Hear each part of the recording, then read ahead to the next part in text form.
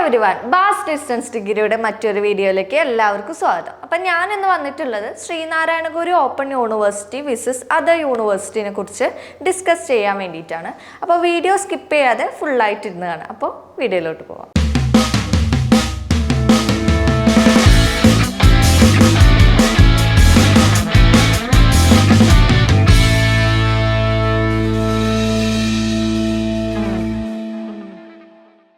Sreenarayana Guru open യൂണിവേഴ്സിറ്റിയിൽ admission എടുക്കാൻ താല്പര്യമുള്ള സ്റ്റുഡൻസ് ആണ് നിങ്ങളെങ്കിൽ താഴെ കാണാൻ നമ്പറിൽ കോൺടാക്ട് ചെയ്യാം. ഓക്കെ, ഞാൻ മുന്നേ പറഞ്ഞതുപോലെ തന്നെ നമുക്ക് ഒരുപാട് യൂണിവേഴ്സിറ്റികൾ ഇപ്പോൾ അവൈലബിൾ ആണ്.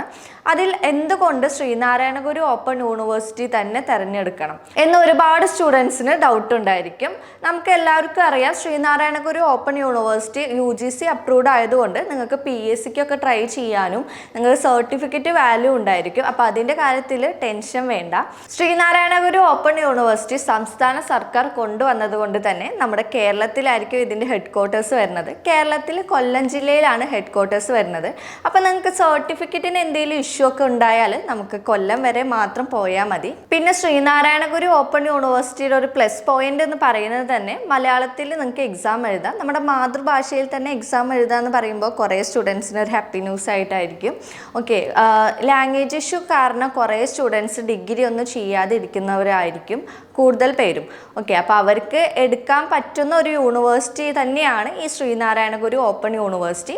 സെമസ്റ്റർ വൈസ് ആയിട്ട് തന്നെ ആയിരിക്കും എക്സാം വരുന്നത്. ഒരു 1 ഇയറിൽ 2 സെമസ്റ്റർ വൈസ് ആയിട്ടായിരിക്കും എക്സാം വരുന്നത്. കൂടാതെ തന്നെ അസൈൻമെൻറ്റും ഇൻക്ലൂഡഡ് ആണ്. അപ്പോൾ 1 ഇയറിൽ തന്നെ 2 അസൈൻമെൻറ്റ് നിങ്ങൾ സബ്മിറ്റ് ചെയ്യേണ്ടി വരും. പിന്നെ നമ്മുടെ സ്റ്റുഡൻസ് ഒന്നും പേടിക്കേണ്ട ആവശ്യമില്ല. നമുക്ക് അസൈൻമെൻറ്റ് സപ്പോർട്ടും മെൻ്റർ സപ്പോർട്ടൊക്കെ നമ്മൾ ഇവിടുന്ന് തന്നെ നൽകുന്നതാണ്. പിന്നെ ശ്രീനാരായണ ഗുരു ഓപ്പൺ യൂണിവേഴ്സിറ്റിയിൽ നമുക്ക് അക്കാഡമിക് ഇയർ വരുന്നത് 1 ഇൻടേക്കേ ഉള്ളൂ, ജൂൺ ജൂലൈയിലാണ്.